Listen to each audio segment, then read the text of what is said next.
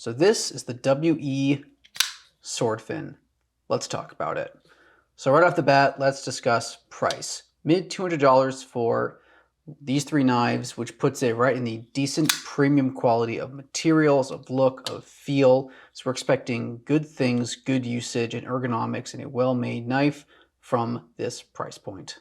And again, I think it's always helpful to bring a comparison. So let's bring the knife that most reminds me of this upcoming one. And that is the WE Cybertrick.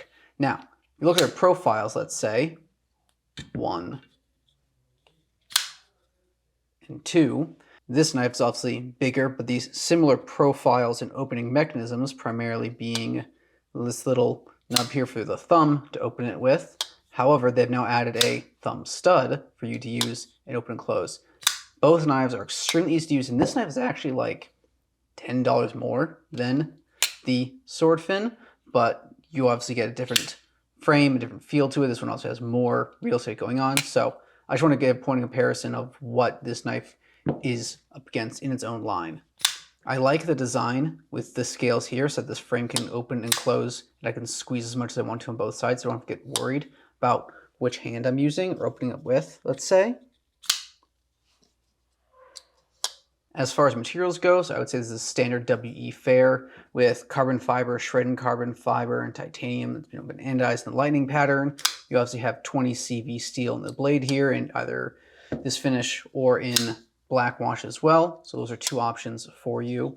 But then there's something that's interesting. I didn't think I'd think about it much, but this pocket clip right here, with the way that it curves, and meaning the way it sits in the pocket, obviously. So let's say it's in my pocket here. I now have this little thumb like grip or like finger grip. If I reach and I grab it, my hand can naturally catch and remove it quickly, and I can obviously open and use it. It was a nice little ergonomic feel where it's not difficult to put into my pocket, remove from my pocket. But this little smooth groove here provides a nice space for my thumb to fit and to remove the knife. Now, as far as something like hot spots or holding this knife goes, obviously you have a little bit of real estate to work with. This notch, unless you have a really tiny finger, it's not going to do a whole lot for you, but there's enough real estate for your hand to fit comfortably. This space in the back here, this little groove where I can put my thumb and provide some nice pressure. It feels really good.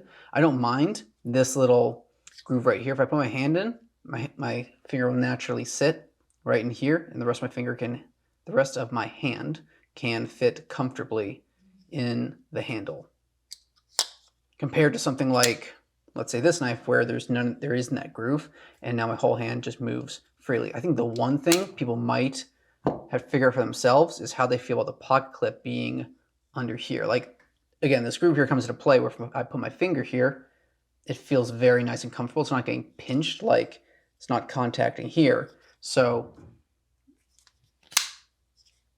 it feels really good in the hand. It feels also light too. I mean, this is a light knife. Like, there's not a ton of hardware going on. Obviously, the carbon fiber makes it easy to use.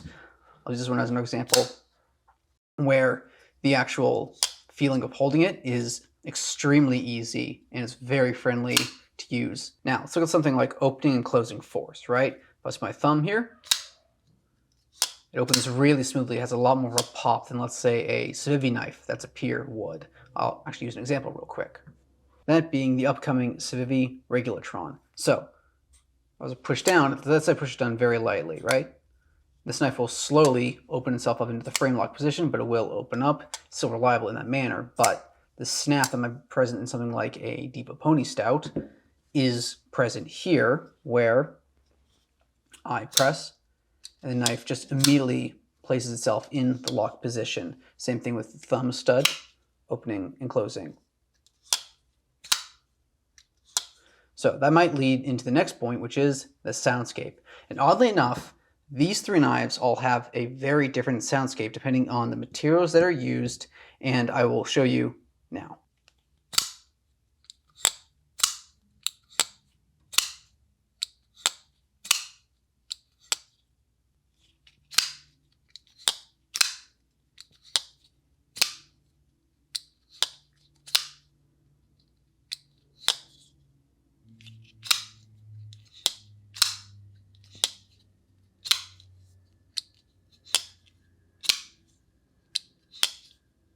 So I don't know if I've actually ever run into three different knives that sound so very different from deeper notes that are produced by something like a titanium and the 20CV steel to carbon fiber and the light, airy feel that this knife produces.